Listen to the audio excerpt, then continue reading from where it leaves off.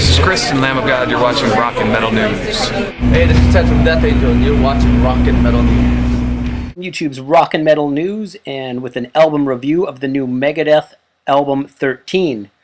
This is going to be released on November the 1st, 2011, and it's going to be Megadeth's 13th studio album.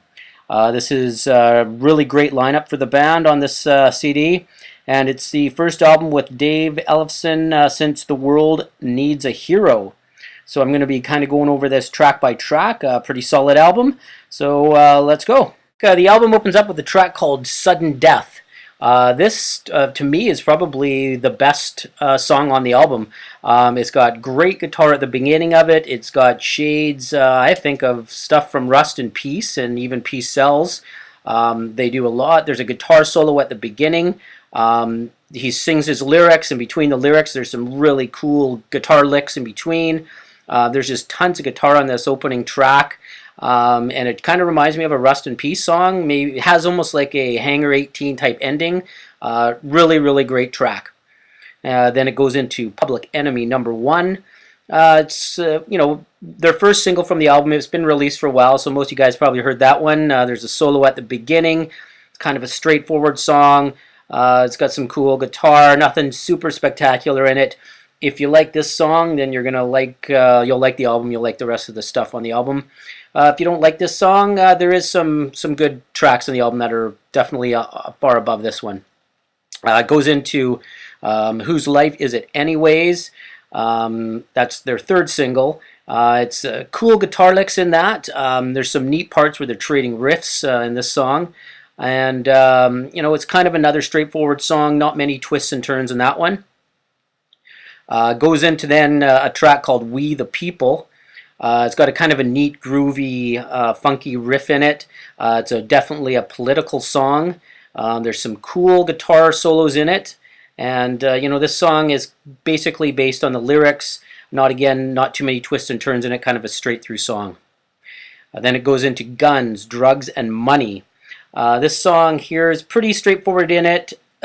Straightforward song. There's some cool double kick beats in it, but nothing really out of the ordinary. It's kind of a not too many tempo changes in this one. The next song, which is I think another great song on the album, probably my second favorite, is called Never Dead. That's their second single. It starts off kind of with a snare drum, almost sort of military beat to it, and it's got some crunchy guitar behind it. Then it gets right into a fast double kick and fast riff, very cool riff in it. And it's probably my favorite since the opening track of Sudden Death. It's a really good one.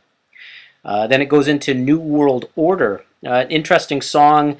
This song was actually written during the Clash of the Titans tour in 1991. But Dave felt that the song wasn't ready yet, so he's released it on this album, 13.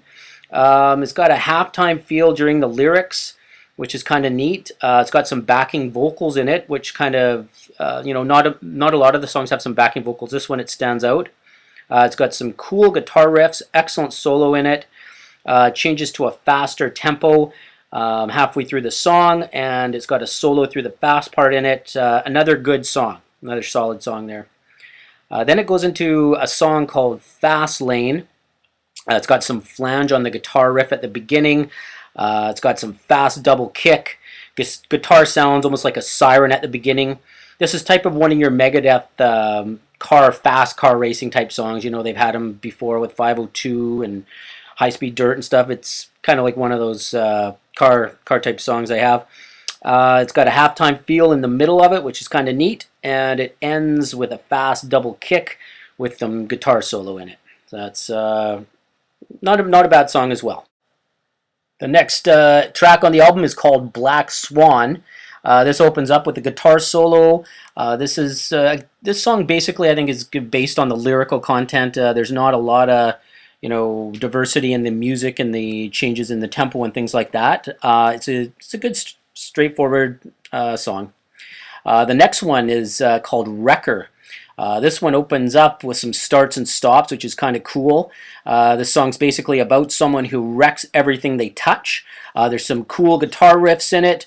Fairly straightforward song, good, solid Megadeth song.